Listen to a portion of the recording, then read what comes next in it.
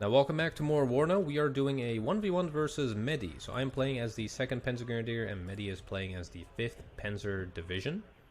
Yep, 5th Panzer Division. So we got a little bit of Germany versus Germany going on. And I wanted to highlight this video because it shows a really interesting meta that people are trying to adhere to in 1v1s. Meta meaning most effective tactic available. Yep, that's it. Basically means the most effective strategy there is, and you just repeat that in every scenario because it is the most effective strategy there is. Now I try to avoid that as much as possible because otherwise these videos will be very stale, but you're going to see some very interesting gameplay by Medi. In no way is he cheesing it. He's a really good player and he's doing he's pulling off a really interesting strategy here in the beginning, which I really wanted to show off, and this battle is going to be a really interesting one for you to enjoy. Now we are starting off with some Recon and Fallschirmjäger on the right side to hold the flanks and get a good line of sight here at the town to look forward. And we have a lot of Pioneers and Eyehawks and Seekerung units, which are like reserve units that are going to populate the right side. On the left we have a Fallschirmjäger Aufklär, a Seekerung, an Eyehawk, and a Gepard and a command that is capturing that. We have one command capturing this. He's going to move over to the right side and capture that area, and that should basically take care of all that. But we have a UH-1D that is just able to move straight through our lines without any of our units spotting him. But I'm kind of wondering, do you guys not hear the wop-wops? The wop-wop-wop-wop-wop from the helicopter? Like, do I need to have a recon for them to spot it? But yeah, that appears to be the case. So really well played here by Medi with his Aufklär units. And he does manage to unload him behind my lines. But we spotted it earlier, so we quickly get a recon helicopter and we also buy a bomber to take care of that. Now the initial plan in this match was to avoid jumping into the meat grinder in the middle and just fight for the flanks, so that's why I'm moving a lot of units for the flank areas. But Medi had the exact opposite plan. He's moving up with some Luke's A1s, very good optics on these guys and mediocre stealth. So he's doing a ton of damage. He already took out my Eyehawk that I had on the left side, which hurts me greatly. And he also managed to get a recon on my left flank, which is also very, very nice. And I do respect that. That is exactly how I wanted to play, but he kind of beat me to it. Now, Tornado IDS was called in. I do spot the Aufklär here, and that is a little bit of a more, higher priority at the moment. So we're going to task this guy with taking him out. Now the plan on my side is to create a line of infantry here to at least hold this little hill. Is that considered a mountain? I would say that's a hill. Pretty good hill here, which we want to defend, and we also want to defend in this little tree line or forest line to basically create a nice little gap for him to push into and then perhaps get some crossfire action. Definitely wasn't the best idea. Now the Luke's coming in with the 20mm. I gotta definitely give the 5th Panzer Division another shot, because you get some really interesting units. It's kind of equivalent to, in a lot of ways equivalent to the 2nd Infantry that the Brits have. You have some really good units, like really good recon units, really fast recon units as well, that can really just do a lot of damage behind enemy lines. Now speaking of enemy lines, he has this Aufklär still behind me, which is going to do quite a bit of give him quite a bit of intel here, especially when we call in planes. He's going to spot it the moment we call it out. And from the looks of it, he's also banking on the middle being the main meat grinder, which is not a bad strategy. Yeah, so over here, we did move our commands, but unfortunately, since I told him to move there, he kind of just moved out in the open, and the Fernspeyer over there spotted it, so he already detected that little strategy. Now we do have some more Pioneers moving in. One Seekerungs isn't going to cut it. We need some actual special forces there to try to take out the infantry that might be in that sector that is still hanging out. Now right now we are leading, but it's not going to look that well once this sector is also taken by Medi. Fallschirmjäger on the right side doing decent at protecting themselves. It's not a recon unit, so I'm not pushing too aggressively with that. But yeah, this area is still worrying me quite a bit, so I do call in some scimitars. He's got 30mm, but the optics is good instead of very good, which the Fuchs have, but the stealth is basically the same. and you have a 30mm instead of a 20mm. And the 30 obviously does more damage, does more suppression, has the same amount of penetration, but does also more HE damage. So in general, the weaponry of the scimitar is better, but the optics of the Lux is much better. And the speed really kind of threw me off. He was already here before my main forces arrived. And the fact that these guys can forward deploy really just caught me by surprise there. Now, in general, it's not a bad position that we're in, but we are really feeling this gap increasing. And we're definitely getting in a little bit more trouble than we wanted. I call in all of the scimitars ever, because we gotta do a nice little cleanup duty here and start filling in this gap. Speaking of gap, there's also not much here, because I didn't really expect him to do that big of a push in the middle. And sometimes you gotta gamble in this game, and sometimes you lose. So we do have a nice little group of infantry here. Pioneers and Fallschirmjäger together will be able to take care of infantry and tanks. The Panzerfaust 3 is insane with 21 AP. Really, really good unit. And the Gepard on the right side, that is almost behind enemy lines, takes out an Alouette, which is also a really nice kill that we had here. Yeah, the force is literally walking into a trap. It was kind of painful to see here, but they're grouping up together with the Seekerungs. The leader is in the back. Gepard is going to move up as well, and their task is to move into this town here and try to establish a foothold behind his lines. And one thing that I really saw a lot of is these M48s, and these are really cheap 50-point tanks with a 90mm gun. Really not a good gun, but for 50 points it's a great fire support unit, especially since it also has a 50 cal on it. And this also seems to be kind of a meta in 1v1s when you're a bit higher up the ranks. Seems like some cheaper, like cost-effective units leading the charge, basically taking the enemy on and making him waste units on these cheaper units while you buy better units to fill in, you know, the next front line. And that is kind of what I've seen happen on his side here. So he has more M48s stacked up over there. That's 3 tanks for 150 points. More M48s going to the left. Also 2 Roland 3s, which is quite an expensive investment. 300 points there. That's quite drastic. But finally the scimitars have moved in, and they are going to make short work of the Lux. At least that is the dream. And they do finish those off and clear the forest, which gave me a little bit more breathing space. But in the meantime, the amount of tanks and units is just stacking up, and it's just not really looking that good for us right now. That is a beautiful church, by the way. Look at that. Look at the model on that. You can even see the bricks. That's kind of nice. You don't really appreciate the kind of art that they've put into this game. Although that 80 gem is just spawning from over there. I think the hitbox on this thing is a bit off. Would be cool if it kind of went out of the church tower. But you know, that's just small things. Now over here we do spot the Fernspeyer and the Pioneer units. Noticing that these guys don't really have any good anti-tank. We do move the Scimitar and the Martyr 1A3 up, just in case they try to move up, so that we can take them on. Now, seeing all of this, I do decide to get some infantry and some tanks of my own. So we call in the Leopard 1A1 A1s, 75 points, basically just a general upgrade from the M48s. You have more armor, better penetration, better range as well, but you do lack that 50 cal. You do have 2 MG3s, which is really nice, but I mean, with that range, infantry is gonna outrange you anyways. Whereas the M48s have that 50 cal, which has a range of 1400 meters, which is nuts. It'll stun infantry really quickly.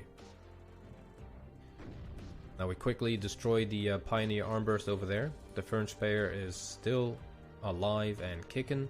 We got a Fallschirmjäger Aufklärer and a Parmalan team here just to defend this little opening. But his Martyr 1A2 Milan manages to hit that 80 gem, which I never really get to hit with. For 45% accuracy, that guy was really accurate.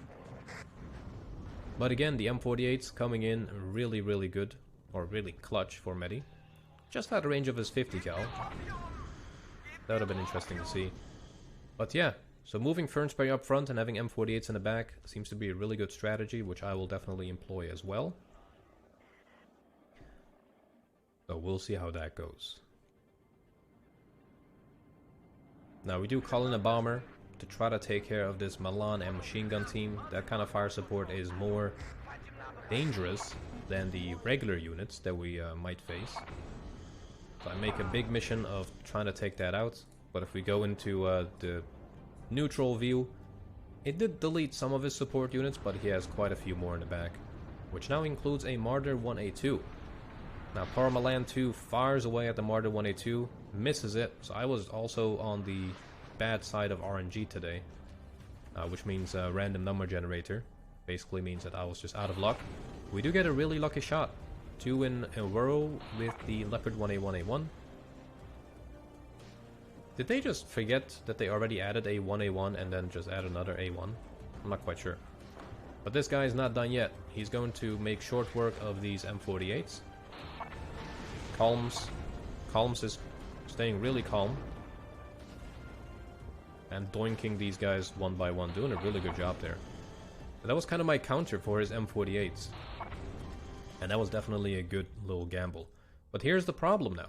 The Aufklärung is in a really beautiful position. Spots basically any of my incoming units. I do initiate my attack on his flank with Pioneers, Fallschmägers, and Siegerungs. Now the Siegerungs are basically reserve units, they're just security units. Fallschmäger are obviously special forces or shock-trained airborne units. And the Pioneers are shock-trained as well, and they have the satchel charges. So we have a lot of G3 rifles here. So that's 11, 18, 27 G3s. That is going to do quite a lot of damage there. I don't know if he actually expected me to push in his flank, because I don't really see an awful lot here, which definitely took him by surprise. And as I said, he first uses his cheaper units and then calls in some heavier units, so the Leopard 1A1s are being called in to counter my Leopard 1A1s. And speaking of, my Leopard 1A1 is having a field day here, and starts doinking M48s, gets a really beautiful shot on him. Another one comes in, he's kind of hesitant to move in. I'm not quite sure why, since we're already on 1 HP, but luckily we have another one. So he moves in and gets flanked by my other Leopard 1A1. My hurt Leopard 1A1 spots the Panzergrenadier and decides to shoot at that, so I quickly move in this guy to try to take care of that M48 before he takes out this Leopard 1A5, or 1A1. A lot of 1A1s in this game. Now with that, we do move into his flank and get us a +1 advantage here.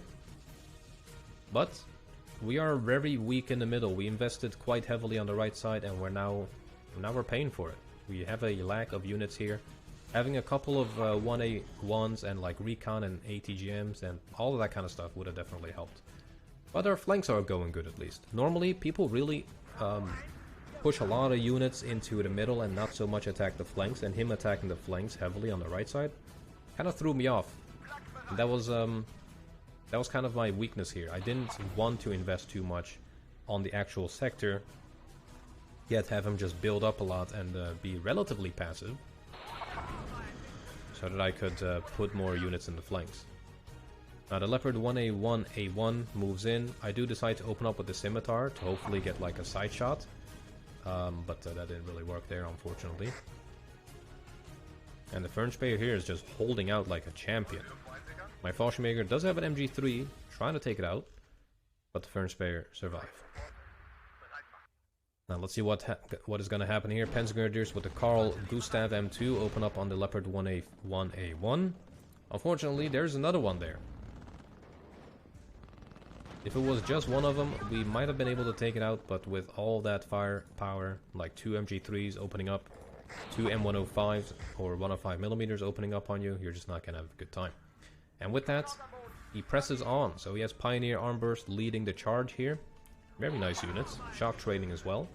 And he has 2 tanks leading behind them. And he's going to try to move into Foxtrot, which is definitely a good call here. We are definitely cut in 2 here.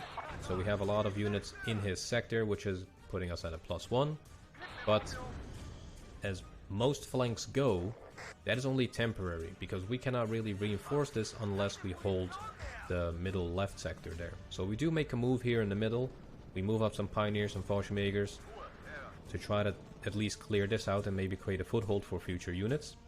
We decide to do a counterattack on the right side after defeating his push, so that went really well actually. And we're trying to snipe this Leopard 1A5. But having spotted some infantry here, and getting an RPG to the face, we decide to quickly fall back and set up a defensive position. Now, speaking of position, we notice that the Iltis gets captured, and this is kind of something I wish wasn't a part of the game. Recon units being able to capture empty trucks or whatever, because it really just exposed him. And now I know that he has recon behind my lines. And this is something I wish was maybe an option with your recon, so that they don't capture units. Because yeah, that kind of just, yeah, look at that. It just made me realize he has recon behind me, and that kind of ruined his element of surprise there with that guy. Because if I move these units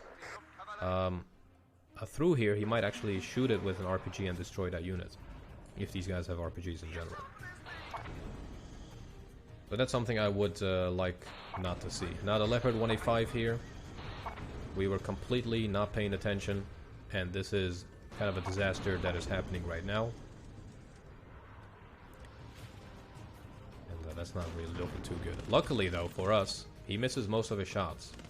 So, these guys are kind of probably surprised, but are still wondering why I'm not giving the unload order.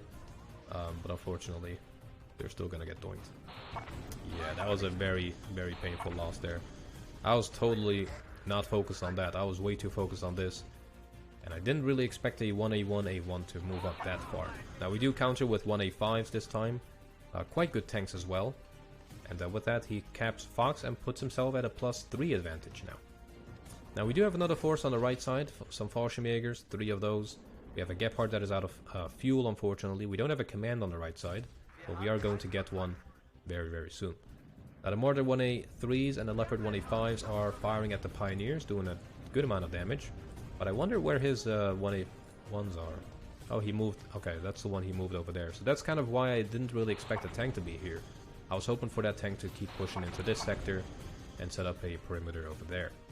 Now, he does have a lot of artillery, and this is one thing I would recommend him not to do, but maybe he didn't really expect he needed to worry about it, which was to fire next to the fob. I don't know, Medi, you are also, if you're watching, you're also a ex-wargame player, right? If not, don't do this. Don't fire next to your fob. It only takes one MLRS to destroy the fob, because it's super weak. You just need one good hit. But I'm not sure, you know, I'm sure you normally don't do that, and since you were +7 anyways, you don't need to worry about it anyways, so. But yeah, that's the only thing I can really think of. Otherwise, you're doing really, really good here in general. Really well played. Now, the Fallschirmjäger here are finally getting outnumbered. They held their position for as long as possible. We do move the command back in to at least make it a +5 instead of a +8. We move in our Leopard 185 command here to make it a, what is that, +3? And the command Leopard 185 here, we tried to charge after it, but unfortunately, we kept losing line of sight on it as well. And since we like recon, we can't fire at it right now. Because if we could, if we had a recon here that spots this unit, we could actually fire at it. If it's in that blue zone that shows up. Really fortunate smoke mission there. Almost got doinked by a Milan ATGM. There's also a Bow 105 with Hot 2 ATGMs, but we just decided to quickly move up and use this smoke from the Martyr to cover our advance. Now Harrier GR3 comes in with a double 30mm, takes out the Bow 105. We are still on the hunt for the Leopard 185 to try to take that out. We have a command on the right side, finally, to try to do kind of the same thing on Echo and maybe bring the game back a little bit. But the good thing about the left flank is it keeps a lot of his units busy. And that is one thing I recommend people to try as well. We get a really lucky kill on the Martyr 1A2, but somehow he still hits the ATGM. That's kind of what surprised me. I was hoping for that ATGM to go haywire after we destroyed, you know, the source of it. But it managed to still lock on long enough for it to destroy our Leopard, which was a very, very sad occurrence. I don't even know when I played this game. It was like in the middle of the night or something, or at least just past midnight.